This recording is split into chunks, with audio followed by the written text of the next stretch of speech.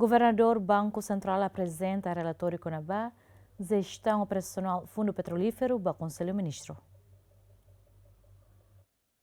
Governador Banco Central Timor-Leste, Elder Lopes Quartone, apresenta relatório da CONABA Gestão Operacional Fundo Petrolífero NIAMBA Conselho Ministro. A apresentação ne colia CONABA Desempenho Fundo Petrolífero e a Tinarihu Ronu Resenhat inclui balanço Fundo NIAN, receita na berreta no estratégia investimento. Analisa MOS, alocação, portfólio, retorno, investimento, levantamento CIRA na berralo no impacto global russo gestão fundo. Fundo Petrolífero NIA estratégia investimento define russo objetivo claro CIRA-NB Hatur e a legislação nacional, onde garante receita CIRA, russa exploração petróleo aplica tudalan e garante benefício sustentável para geração CIRA. Tur relatório russo Banco Central da dar um fundo petrolífero a moto bilhão sanulo resinual ponto ruanulo resinhito. Adérito Simenes, bem-vindo Simenes, GMN.